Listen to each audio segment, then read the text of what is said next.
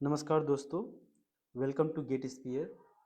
तो हम लोग जो है अभी जो है देख रहे हैं ट्रांजिएंट रिस्पांस के क्वेश्चंस। ठीक है, तो मैंने बेसिक्स बता दिया था कि कैसे कैपेसिटर और इंडक्टर जो होते हैं उसके क्या प्रॉपर्टीज होते हैं और क्या फार्मूला हम लोग यूज़ करते हैं। ठीक है, तो इसी में देखिए थोड़ा नेक्स्ट क्वेश्चन जो है हम लोग का ये है, इस क्वेश्चन को सॉल्व करते हैं। ये क्वेश्चन क्या है?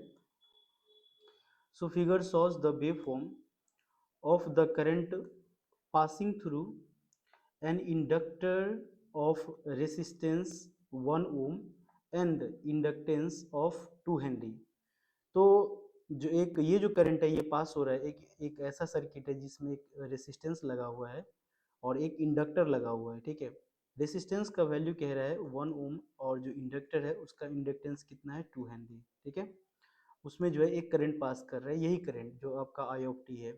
ठीक है, जो आपका I of T current pass कर रहा है तो उसका एक करंट का वेवफॉर्म दिया हुआ है। ठीक है, तो फिर क्या कह रहा है कि the energy absorbed by the inductor in the first 4 second is. तो कितना एनर्जी जो है इस इंडक्टर के द्वारा एब्जॉर्ब किया जा रहा होगा। तो देखिए इसमें कितना एनर्जी एब्जॉर्ब, तो इसमें जो एनर्जी एब्जॉर्ब किया जा रहा होगा तो क्या होगा कि जब इसमें जब करंट पास कर रहा होता है तो जो आपका जो जो रेसिस्टर है उसमें से हीट डिसिपेट हो रहा होता है, रेसिस्टर से हीट जो है डिसिपेट हो रहा होता है। ठीक है, एनर्जी डिसिपेट हो रहा होता है in the form of heat. ठीक है, और इस वाले में एनर्जी स्टोर्ड होते हैं। ठीक है, जो आपका इंडक्टर होता है इसमें एनर्जी जो है स्टोर्ड होते हैं। तो इसमें जो है एनर्जी डिसिपेटेड होते हैं, इसमें एनर्जी स्टोर्ड होते हैं। तो एनर्जी टोटल जो एब्जॉर्ब्ड हो जाएगा, टोटल एनर्जी एब्जॉर्ब्ड हो जाएगा, सो energy dissipated and plus energy जो है स्टोर्ड। ठीक है, तो एनर्जी डिसिपेटेड कितना होगा इस रेसिस्टर के थ्रू। तो सबसे पहले जो इक्वेशन, ये जो ग्राफ दिया हुआ है इससे हम लोग करंट का वैल्यू लिखते हैं कि करंट एक्चुअली है कितना। तो देखिए I of T is equal to कितना हो जाएगा। तो जब टाइम 0 से लेके आपका 2 सेकेंड है, 0 से 2 सेकेंड में ये ग्राफ दिया हुआ है, ये देखिए ये y is equal to M X का ग्राफ दिया हुआ है, पासिंग थ्रू ओरिजिन होता है तो ऐसे ही लिखते हैं हम लोग, है ना। तो y की जगह क्या है आपका I of T is equal to M, slope कितना है तो y बाई एक्स, ये आपका y हो गया जो कि आपका 6 है, डिवाइडेड बाई ये आपका 2 हो गया, तो ये आपका 3 हो जाएगा। तो स्लोप कितना बन गया 3, और x की जगह क्या है t। तो यहाँ से लेके लाइक 0 से 2 में जो है आपका कितना है 6 into T, sorry 3 into T, sorry यहाँ 3 इंटू टी है। ठीक है, और जो आपका उसके बाद time greater than zero, zero greater than zero पे कितना है 6 एम्पियर, ये आपका करंट है जो कि इसके थ्रू फ्लो कर रहा है। ठीक है, तो अगर करंट पता चल गया तो इसमें अगर हमें एनर्जी डिसिपेटेड निकालना है तो एनर्जी डिसिपेशन के फार्मूला के लिए हमें पावर की जरूरत होती है। तो जो पावर हो जाएगा, तो देखिए पावर का जो फार्मूला होता है P इक्वल टू वो क्या होता है, that is I square R. तो इस वाले केस में करंट के फॉर्म में ना आई स्क्वायर करंट दिया हुआ है, और आर रेसिस्टेंस का वैल्यू कितना है 1 ओम, तो इसको मल्टीप्लाई करेंगे तो 3 का स्क्वायर हो जाएगा कितना 6t स्क्वायर इंटू 1 करेंगे तो 1 ही हो जाएगा। 3 का स्क्वायर 3 3 9 हो जाएगा ना। ओके, यहाँ 9 हो जाएगा। आई स्क्वायर आर करेंगे ना तो करंट जो दिया हुआ है उसी टाइम इंटरवल के लिए हम अगर बात करेंगे, करंट का वैल्यू जो है फ्रॉम 0 से लेके 2 में, तो करंट कितना है 3t, 6/2 करेंगे तो बेस 3, ये 3 आ जाएगा ना। तो चलो, तो ये हो जाएगा कितना 3 का स्क्वायर करेंगे 3 3 9, ये कितना हो गया 9t स्क्वायर। ठीक है, ये आपका कितना हो जाएगा 9t स्क्वायर, एंड टाइम जो है ग्रेटर देन 0 पे देखेंगे तो 6 है उसका करंट का वैल्यू। तो ये कितना हो जाएगा जब टाइम का वैल्यू ग्रेटर देन 0 होगा, तो आई स्क्वायर करेंगे तो ये 6 के 36 हो गया, और उसमें 1 से मल्टीप्लाई करेंगे तो इतना ही होगा। ये पावर हो गया, ये आपका पावर हो गया। ठीक है, एक सेकेंड, ऐप अपडेट लेने लगा, बस एक सेकेंड। तो आपका पावर जो हो जाता है वो आई स्क्वायर आर। अब हम लोग क्या कर लेंगे, energy dissipated in the resistor हम लोग कैलकुलेट कर लेंगे। ठीक है, तो एनर्जी डिसिपेटेड इन रेसिस्टर कितना होगा, देखिए थोड़ा, एनर्जी डिसिपेटेड कितना होगा यहाँ से। तो हम लोग जो फार्मूला लगाते हैं एनर्जी डिसिपेटेड इन, तो वो हो जाता है कितना इंटीग्रेशन T1 से T2 इंटू पावर जो होता है P इंटू डी टी, इसी फार्मूला का हम लोग यूज करते हैं। ठीक है, तो इसको मैं दूसरे वाले स्लाइड में ले चलता हूँ। ये जो हो जाएगा आपका एनर्जी डिसिपेशन का फार्मूला होता है। ठीक है, तो हम लोग रख लेते हैं अलग अलग वैल्यू। तो मैं थोड़ा यहीं पे लिख लेता हूँ, अदरवाइज जैसे इसमें हम लोग आगे लिखेंगे तो टाइम कह रहा है कितना, 0 से लेके फर्स्ट 4 सेकंड का मतलब 0 से 4। तो 0 से 4 में देखिए ग्राफ में 0 से 2 कुछ और है और 2 से 4, तो यहाँ भी तो आपको लिमिट लेना है पहले 0 से लेके 2 तक, 0 से 2 तक। और उसमें जो पावर का वैल्यू कितना है आपका 90 square into D T and plus integration 2 से लेके 4, तो उस टाइम कितना है 36 इंटू डी टी। ठीक है, इतना हो जाएगा। तो हम लोग देखते हैं नेक्स्ट। तो हम लोग का जो क्वेश्चन बनेगा energy dissipated, so energy dissipated is equal to कितना आया, इंटीग्रेशन 0 से लेके 2 9t square into D T and plus 2 से लेके 4 36 डी टी। इसको हम लोग सॉल्व करेंगे तो ये कितना आ जाएगा, इसको सॉल्व करेंगे तो इंटीग्रेशन डायरेक्ट लिख लेते हैं। ठीक है, इंटीग्रेशन आप लोग को अच्छे से सॉल्व करना आना चाहिए, बिकॉज मैथमेटिकली आपको स्ट्रांग बनना पड़ेगा, मैथमेटिकल कैलकुलेशन स्ट्रांग होना पड़ेगा। तो ये हो जाएगा, 9 को बाहर कर लेंगे, टी का स्क्वायर है ना, उसमें इंटीग्रेशन करेंगे तो टी के पावर एन का n+1 दैट इज 3/3 हो जाएगा। And limit from 0 to 2 N plus 36 into T हो जाएगा, एंड इसमें लिमिट फ्रॉम 2 to 4। तो देखिए 3 तिया 9, ये कट जाएगा 3 तिया 9 से 3 से, सो 3 इंटू अपर लिमिट पुट करेंगे तो 2 का क्यूब करेंगे तो 2 दूना 4 दूना 8 माइनस 0 हो गया, N plus 36 into upper limit minus lower limit, तो 4 माइनस 2 करेंगे तो 2 आ जाएगा। ये कितना होगा, 8 8 3 24 एन प्लस 36 दूना 72, ये कितना हो जाएगा 4 प्लस 2 6 एंड 7 दूना 7 दूना, इतना हो जाएगा। ठीक है, इतना जूल एनर्जी जो है डिसिपेट होगा। ओके, अब जो है हम लोग देखेंगे, ये तो हो गया कि इतना एनर्जी उसमें जा रहा है। ठीक है, अब जो है हम लोग देखेंगे तो जो आपका ये हो गया इसमें, अब एनर्जी जो स्टोर्ड होगा इस एनर्जी स्टोर्ड जो होगा इंडक्टर में वो कितना होगा। तो एनर्जी स्टोर्ड के लिए हम लोग क्या करते हैं, पहले उसका वोल्टेज लिखते हैं, voltage across the inductor V L equal to L into D I upon D T. ठीक है, so L into D I upon D T, तो यहाँ से अगर देखेंगे तो इंडक्टेंस हेनरी कितना है 2 हेनरी, इंडक्टेंस का वैल्यू 2 हेनरी है। Okay, so 2 into like 2 into and D I upon D T, जो आपका स्लोप है वो कितना है 3 है ना, यहाँ से देखिए इसी को स्लोप बोलते हैं, D I upon D T जो है ये वाला, ये जो आया है ना यही स्लोप है, like D I upon D T इसी को बोलते हैं। यही स्लोप कितना है 3, यहाँ पे रख लेंगे 3, टाइम 0 से लेके यहाँ 3 रख लेंगे, एंड टाइम 0 से लेके कितना 2 तक, एंड t ग्रेटर देन 2 की हम लोग बात करेंगे तो 0 हो जाएगा। क्यों, क्योंकि D I upon D T slope 0 है तो 0 हो जाएगा। ये बन गया। अब अगर हमारा पावर स्टोर्ड निकालना है, लाइक पावर इसमें जो है पावर स्टोरिंग स्टोर निकालना है, तब पावर के लिए v इंटू आई कर लेंगे यहाँ पे। ओके, सो पावर जो हो जाएगा आपका v इंटू आई।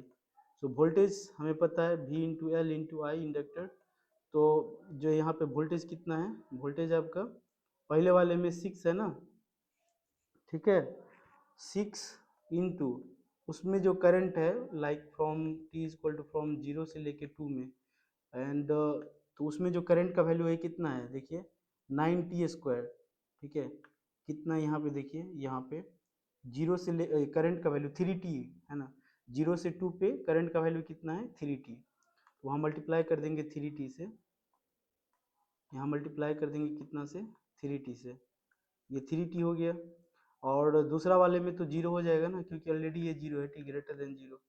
यहाँ से जो आपका बना ये कितना बन गया 18t, वेन टाइम का वैल्यू जो है आपका फ्रॉम 0 से लेके लाइक फ्रॉम 0 से लेके 2 है टाइम।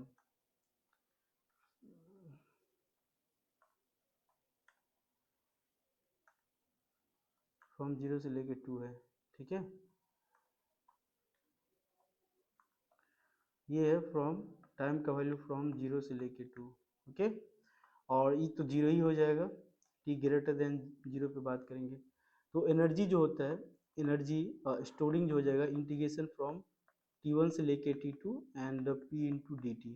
ठीक है, तो यहाँ भी आपका जो पावर इंडक्टर में है तो 0 से 4 कह रहे हैं, तो 0 से 4 में हमारे पास तो केवल 0 से 2 पे रहेगा, बाकी तो 0 रहेगा। तो 0 से 2 ये होगा कितना, 36 18t इंटू डी टी। ठीक है, इसको सॉल्व करेंगे।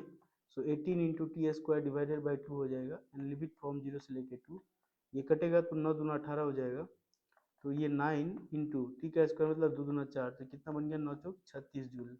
ठीक है, सो 9 चौक 36 जूल हो गया। तो हमारा एनर्जी, ये पावर स्टोर जो होगा इन द इंडक्टर 36 जूल, जो है एनर्जी, सॉरी एनर्जी स्टोर जो होगा, एनर्जी स्टोर 36 जूल, और एनर्जी डिसिपेटेड जो होगा इन the resistor was 96 joule. Okay, so the total energy absorbed by the inductor, so energy absorbed by the inductor, energy dissipated plus energy stored, energy dissipated is the 96 joule and plus ये हो गया कितना, 36 joule, है ना, यही है ना, 36 joule and 96 joule.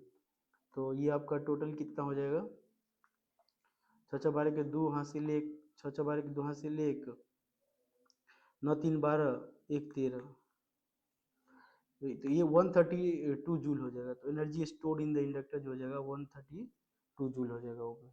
Okay, चलिए नेक्स्ट देख लेते हैं हम लोग, नेक्स्ट क्वेश्चन। ये रहा आपका नेक्स्ट क्वेश्चन। तो यहाँ से हम लोग क्या देखें, एक देखिए एक पॉइंट है, ये पॉइंट ये है कि इंडक्टर में क्या होता है, एनर्जी जो कैलकुलेशन होता है वो हाफ एल आई स्क्वायर होता है। ये फॉर्मूला हम तब लगाते हैं जब आपका करंट क्या हो, कांस्टेंट, आई का वैल्यू क्या हो, कांस्टेंट। ध्यान रखने का अच्छा से, अगर आई का वैल्यू टाइम के फंक्शन में होगा तो इस फॉर्मूला को हम लोग यूज नहीं करेंगे इंडक्टर में। ठीक है, जैसे कि मैंने अभी पहले किया, energy stored in the inductor जो निकाले, ओके, मतलब पावर वाला लेकर के निकाले।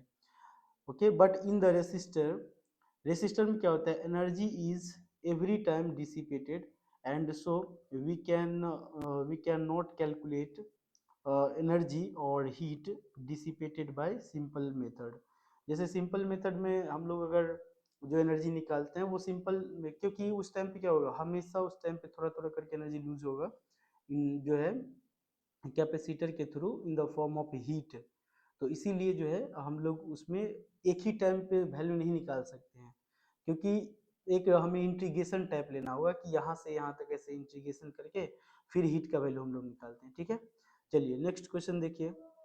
सो नेक्स्ट क्वेश्चन क्या है, an initially uncharged 1 millifarad capacitor has the current shown in the figure across it, calculate the voltage across it, calculate the voltage across it at 2 millisecond. Okay, so an initially uncharged, initially क्या है, uncharged 1 millifarad capacitor has the current shown in figure across it, okay, has the current shown in figure across it. So calculate the voltage it at t is equal to 2 millisecond. तो 2 millisecond तो यहीं तक है ना, देखिए time 2 मिली second की हम बात करें तो यहीं तक है। तो हमें हमें क्या कह रहे हैं, निकालने, calculate the voltage across it, और हमें कैपेसिटर दिया है जिसका कैपेसिटेंस कितना है, वोल्ट जो कैपेसिटर है उसका कैपेसिटेंस कितना दिया हुआ है, 1 मिली फैराड है, दैट मीन्स 1 मिली फैराड है, 1 का मतलब 10 के पावर माइनस 3 फैराड दिया हुआ है। ये capacitor has the current shown in the figure across it, तो calculate the voltage across. Okay, तो इस कैपेसिटर के क्रॉस आपको वोल्टेज निकालना है। ओके, और क्या दिया हुआ है, कितना टाइम पे, time t equal to 2 millisecond. तो जो करंट होता है कैपेसिटर में, करंट का फॉर्मूला जो होता है वो क्या होता है, c into D V C upon D T, ये फॉर्मूला होता है। सपोज इक्वेशन 1, इसको हम लोग दूसरे स्लाइड में ले चलते हैं, तो आपका क्या हो जाएगा, यस। तो अभी आपने देखा जो फार्मूला होता है करंट का, तो करंट का जो फार्मूला होता है वो क्या होता है, C into D V C upon D T, cross multiply कीजिए तो ये हो जाएगा I into D T is equal to C into D V C. ठीक है, इसको इस तरफ कर लीजिए तो आपका D V C is equal to, इसको इस तरफ करके तो क्या हो जाएगा 1/c इंटू आई डी टी। ठीक है, अब दोनों तरफ क्या कर लीजिए, integrate, so total voltage V of C is equal to 1/c integration of current I into D T. तो हमें 1/c का वैल्यू पता है, 10⁻³ into integration I D T. तो अब करंट का जो वैल्यू है यहाँ से फिर से निकालेंगे। करंट का वैल्यू देखिए यहाँ पे क्या हो जाएगा, तो ये है 100 एंड डिवाइडेड बाई 2, तो ये आपका स्लोप कितना हो जाएगा 100 डिवाइडेड बाई अगर 2 करेंगे तो यहाँ भी जो आपका D I upon D T का जो वैल्यू हो जाएगा लाइक स्लोप जो हो जाएगा वो कितना हो जाएगा 50। ठीक है, तो आपको यहाँ पे जो है आई डी टी पूछ रहा है, तो 0 से लेके 2 तक के बीच में है ना, 0 से लेके 2 तक के बीच में जो आपका करंट हो जाएगा वो कितना हो जाएगा 50। देखिए यहाँ पे स्लोप तो आपका कितना हो गया 50, तो स्लोप अगर 50 हो गया तो करंट का इक्वेशन क्या होगा, तो current I is equal to क्या हो गया 50 इंटू टी, ऐसा लिखते हैं ना, y इज इक्वल टू ये जो लाइन है ये लाइन क्या है y is equal to M X का ग्राफ है ना पासिंग थ्रू ओरिजिन, उसी का इक्वेशन से फिर करंट का 0 से 2 में कितना आएगा 50 टी, तो यही हम लोग करंट का वैल्यू क्या रख लेंगे 50 टी यहाँ पे। ओके,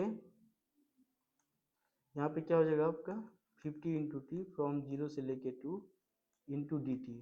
ठीक है, इसको फर्दर सॉल्व करेंगे, सो 1/10⁻³ इंटू 50 को बाहर कर लीजिए इंटू टी का स्क्वायर डिवाइडेड बाई 2 करेंगे फ्रॉम 0 से लेके 2, तो यहाँ से अगर इसको सॉल्व करेंगे तो ऊपर जाएगा तो 10⁻³ हो जाएगा into 50 and into 1/2 into limit लगाएंगे तो 2 दूना 4 होगा, अपर लिमिट माइनस लोअर, ये कटेगा तो 2 दूना 4 हो गया, 50 दूना कितना हो गया 100 इंटू 10⁻³ तो आप ये कह सकते हैं कि 100 मिली वोल्ट हो जाएगा। ओके, तो वोल्टेज अक्रॉस द कैपेसिटर हो जाएगा कितना 100 मिली वोल्ट।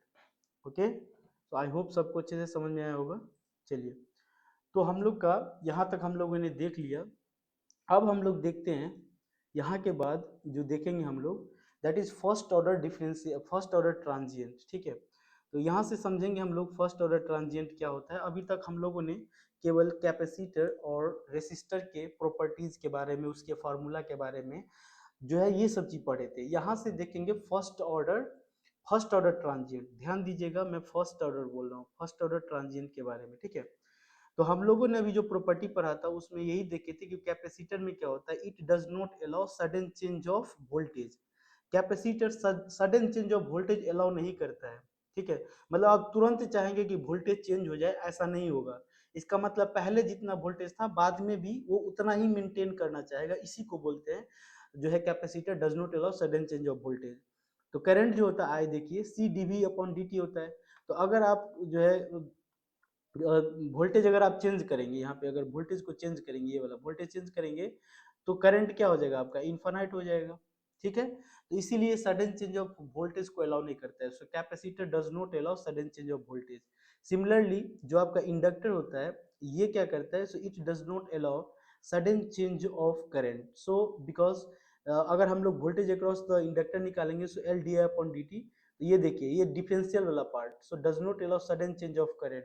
आप इंडक्टर में तुरंत चाहेंगे कि करंट चेंज हो जाए, ये तो ऑलरेडी करंट का अपोज कर रहा होता है, तो अगर आप चाहेंगे करंट चेंज हो जाए तो ये तुरंत चेंज नहीं करेगा। क्यों? क्योंकि अगर चेंज आप कीजिएगा तो वोल्टेज इनफाइनाइट हो जाएगा, तो इस केस में इसीलिए अलाउ नहीं करता है। ठीक है, तो ये दो प्रॉपर्टी है, ये बहुत ही ज्यादा इंपॉर्टेंट प्रॉपर्टी है। इसी प्रॉपर्टी से अगर मैं इस प्रॉपर्टी के बारे में आपको बोलना चाहूँ कि ये क्या कह रहा है, इसका मतलब ये हुआ कि भी जीरो माइनस मतलब इनिशियली जितना वोल्टेज था भी जीरो प्लस पे भी उतना ही वोल्टेज रहेगा, इसका ये मतलब है। जो कैपेसिटर के बीच में ये देखिए ये आपका कैपेसिटर है सपोज, ठीक है, प्लस माइनस ये आपका क्यू है, कैपेसिटेंस है, वोल्टेज वीसी है।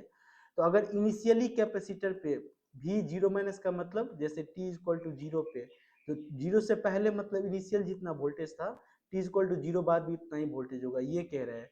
और इस वाले में हम लोग लगाएंगे current I L equal to zero minus पे जितना करंट था I L equal to zero plus पे भी इतना होगा। तो यही सडन चेंज ऑफ वोल्टेज और सडन चेंज ऑफ करंट जो नहीं होता है, इसका यही मतलब है, मीनिंग यही है। आई होप आपको ये बहुत ही अच्छे से क्लियर हुआ होगा।